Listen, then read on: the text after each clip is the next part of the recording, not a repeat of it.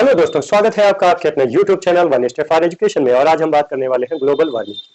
अगर global warming को सबसे सरल शब्दों में समझा जाए तो इसका सीधा सा अर्थ निकलता है कि पृथ्वी के ताप का बढ़ना।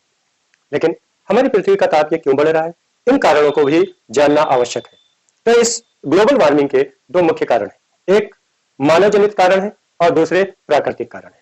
प्राकृतिक कारणों में अगर बात की जाए तो ज्वालामुखियों का फटना और इससे निकलने वाला जो गुबार है, जो राख है, धूल के जो बादल है, वो ग्लोबल वार्मिंग में सहायक होते हैं। लेकिन यह इतना ज्यादा प्रभावी नहीं है क्योंकि ये घटनाएं बहुत छोटे पैमाने पर होती है।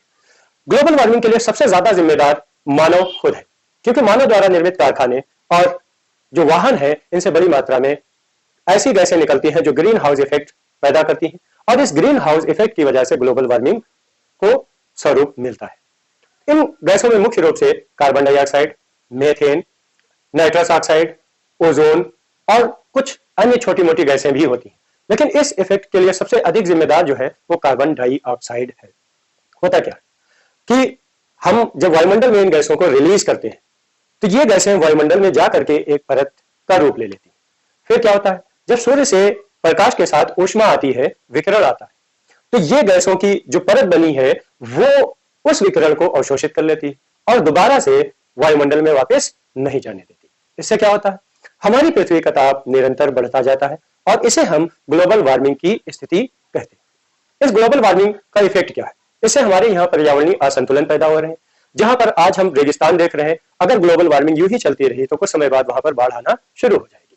ठीक इसी तरह से जो हरे भरे क्षेत्र हैं, उन हरे भरे क्षेत्रों में कुछ समय के बाद रेगिस्तान जैसी स्थिति उत्पन्न हो जाएगी। तो हम ग्लोबल वार्मिंग को रोकें कैसे?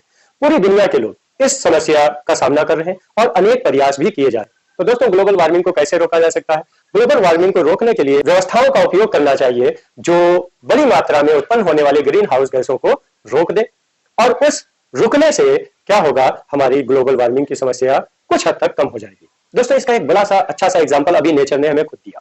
जब कोविड-19 की समस्या पैदा हुई, पूरी दुनिया ठप पड़ गई और उस समय क्या हुआ, कारखाने, वाहन और दूसरी इस तरह की चीजें भी बंद हो गई जो ग्लोबल वार्मिंग के लिए जिम्मेदार थी।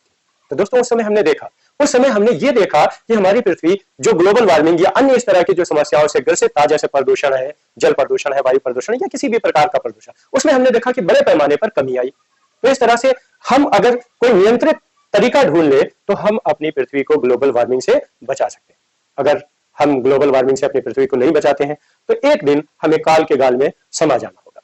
दोस्तों, ग्लोबल वार्मिंग पर यह वीडियो आज यहीं तक था और आगे चल करके हम इसी तरह के नॉलेजेबल वीडियोस आपको देते रहेंगे, लेकिन इसके लिए आपके लाइक, शेयर और सब्सक्राइब की हमें आवश्यकता है। दोस्तों, आप बने रहिए हमारे साथ और हम आपको इसी तरह की जानकारी देते रहेंगे। मिलते हैं दोस्तों अगले वीडियो में।